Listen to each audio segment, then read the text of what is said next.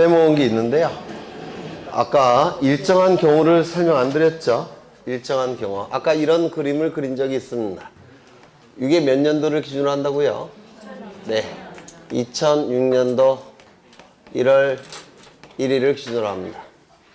그리고 여기 이러한 부동산이 있고 갑과 을이 매매 계약을 체결했고 소유권 이전 등기가 이루어졌을 때 일정한 경우에는 부동산 거래계약 신고필증 정보를 첨부해야 된다고 했죠.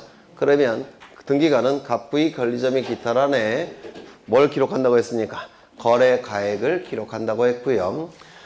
부동산이 수기이거나 당사자가 수인일 때는 매매 목록을 첨부한다고 했죠.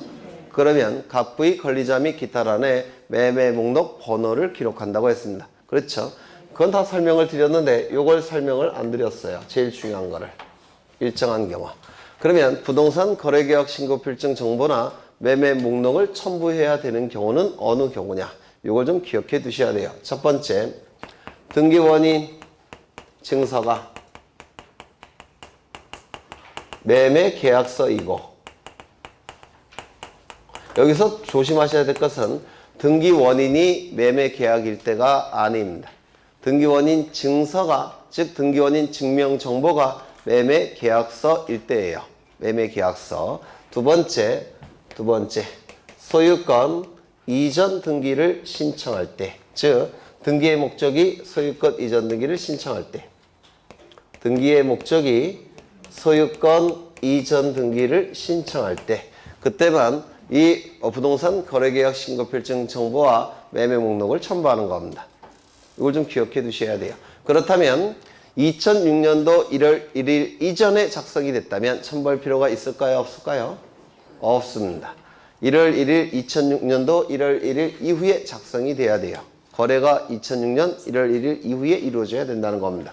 두 번째, 등기원인 증서가 매매 계약서가 아니라 판결서 또는 유언증서라고 한다면 이거 첨부할 필요가 있을까요? 없을까요? 없습니다.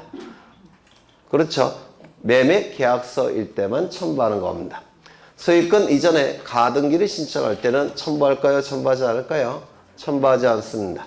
소유권 이전 등기는 소유권이 넘어가는 등기고 소유권 이전의 가등기는 소유권이 안 넘어갑니다. 그래서 소유권 이전 등기와 소유권 이전의 가등기는 다른 등기예요. 이따가 보시면 아시겠지만, 이따가 아니라 다음 주에 보겠죠. 네. 그래서 소유권 이전 등기를 신청할 때만 이 매매 목록이나 부동산 거래계약 신고필증 정보를 첨부하게 됩니다. 이게 더 중요한데 빼먹었네요. 네. 그 다음에 보셔야 될 게 상속으로 인한 소유권 이전 등기 보시겠습니다. 이런 건 다 민법에서 하시는 것들이에요. 여기에 이러한 부동산이 있습니다. 소유자는 갑이에요. 갑이 사망하게 되면 이자를 피상속인이라고 부릅니다. 그러면 피상속인은 사망을 하셨기 때문에 권리 능력이 없죠. 권리 능력이라 하면 권리와 의무를 가질 수 있는 능력을 권리 능력이라고 하고 사람만이 권리 능력자입니다.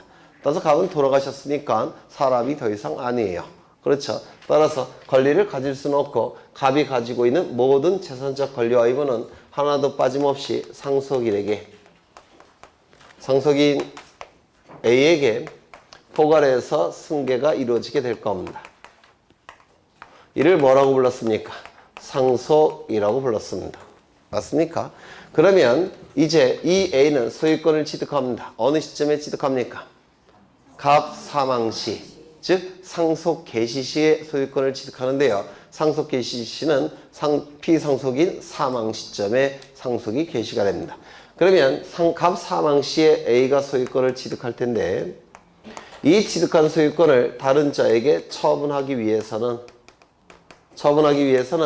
등기를 갖춘 다음에 처분하겠죠. 등기를 갖춘 다음에 처분을 하게 될 겁니다. 우리 민법 187조에 규정되어 있죠. 그러면 이 등기는 원인이 뭡니까? 갑 사망입니다. 그렇죠. 상속이 원인이에요. 이 등기는. 그래서 상속을 원인으로 하는 소유권 이전 등기를 상속등기라고 얘기할 겁니다. 맞습니까? 그런데 이건 너무 쉬워서 안 나와요. 왜요? 상속인이 한 명밖에 없잖아요. 그렇죠. 이제 상속인 여러 명을 놓겠습니다. 여기에 이러한 부동산이 있고 소유자가 갑입니다. 그런데 갑에게는 자식놈이 세 놈이 있습니다. A, B, C. 이렇게 셋이 있다라는 겁니다. 그러면 갑이 사망하게 되면 갑을 피상속인이라고 부를 겁니다. 맞습니까? 그리고 피상속인이 가지고 있는 모든 재산적 권리와 의무는 하나도 빠짐없이 포괄해서 승계가 이루어질 겁니다. 이를 뭐라고 불렀습니까? 상속이라고 불렀습니다. 그렇죠? 상속인 A, B, C에게 전부 다 포괄해서 승계가 이루어지는데 이를 상속이라고 불렀습니다. 그렇죠? 그런데 급하게 돌아가시는 경우가 있겠죠? 뭐 자동차 사고나 급하게 돌아가시는 경우가 있을 겁니다. 그때를 대비해서 우리 민법에서는 A, B, C 상속인이 취득할 수 있는 상속분이 정해져 있습니다. 이를 법정 상속분이라고 불러요. 법이 정한 상속분. 법정 상속분은 똑같이 나눠 갖는 건데요. 여기 배우자도 있겠죠? 배우자가 있으면 법정 상속분 계산이 조금 귀찮아져요, 제가. 그래서 제가 미리 죽였습니다. 상속분을 미리 좀 편하게 하기 위해서 배우자는 이미 제가 없앴어요. 네, 여러분이 좀 이해를 해주시고요. 그럼 똑같이 나눠 가져야 되니까 어떻게, 이게 다 자식들이에요. 네, 똑같이 나눠 가져야 되니까 3분의 1, 3분의 1, 3분의 1이 될 겁니다. 이게 법정 상속분이에요. 그리고 요 절반을 유류분이라고 부릅니다. 유류분. 나중에 공부를 하실 거예요. 요 절반을 유류분이라고 불러요. 이건 나중에 보실 거고요. 여하간 법정 상속분은 여기 3분의 1, 3분의 1, 3분의 1이 될 겁니다. 그러면 이 갑이 사망한 시점에 A, B, C는 3분의 1씩 소유권 취득하겠죠. 취득한 소유권을 다른 자에게 처분하기 위해서는 A, B, C 명의로 등기를 갖춘 다음에 처분해야 될 겁니다. 맞습니까? 이때 A, B, C 명의로 소유권 이전 등기를 할 겁니다. 등기 원인은 뭘까요? 상속이 될 겁니다. 그리고 등기부에 등기 명의는 A, B, C가 3분의 1씩 이렇게 기록이 될 겁니다. 여기까지 되셨습니까? 이 등기가 이루어짐으로 인해서 이익이 발생한 자는 누굽니까? 등기부만 놓고 볼 때 A, B, C 등기 관리자. 등기만 놓고 볼 때 불이익이 발생한 자는 누굽니까? 갑. 그렇죠? 이미 돌아가셨죠? 등기무자가 존재하지 않습니다. 따라서 이 등기는 단독일까요? 공동일까요? 단독 신청에 의하게 될 겁니다. 이를 법정 상속분에 의한 상속등기라고 얘기할 겁니다. 여기까지 되셨습니까? 그런데 이 ABC는 A는 30년 동안의 무직자예요. 직업을 가진 적이 없어요. 이유는 30년 동안에 사시만 준비했습니다. 안타깝죠? 그렇죠? 네, 여전히 공부하고 있습니다. 안타깝지만 제 몇 년 전을 보는 것 같은데. 네. 그리고 이 B는 의사입니다. 자식은 잘 키웠어요. A 빼놓고는. C는 대기업에 다녀요. 근데 문제는 A가 장남입니다. 그래서 좀 창피하지만 요 A는 동생들한테 이렇게 얘기합니다.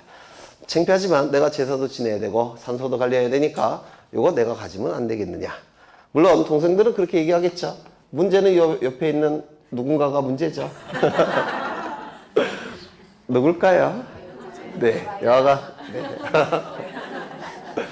여하간 요 A는 동생들한테 이렇게 얘기합니다. 내가 좀 가져야 되겠다. 나는 뭐 먹고 살기도 힘들고 제사도 지내야 되고 공부만 했기 때문에 내가 좀 가져야 되겠다. 이렇게 얘기를 했습니다. 그랬더니 집에 가서는 분명히 누군가 반대할 테니까 후딱 그렇게 하라 이렇게 얘기를 해줬습니다. 그리고 서류로 작성을 했어요. 이게 뭐냐면 상속재산을 어떻게 분할할지 협의를 한 겁니다. 상속재산 분할협의라고 불러요. 상속재산 분할협의. 그래서 이 셋이 모여갖고 그 형이 다 가지라고 합의가 이루어졌고 계약서를 씁니다. 이 계약서를 뭐라고 부르냐면 상속재산 분할협의서라고 부릅니다. 그래서 상속재산 분할협의서가 작성이 됐을 겁니다. 이렇게. 구질구질하게 이렇게 쓰겠죠. 30년 동안 공부만 했고 직업도 없고 동생들은 뭐 의사고 대기업 다니고 그래서 형이 갖기로 했다 뭐 이런 내용을 쓸 겁니다. 그렇겠죠. 그리고 여기에 A의 이름을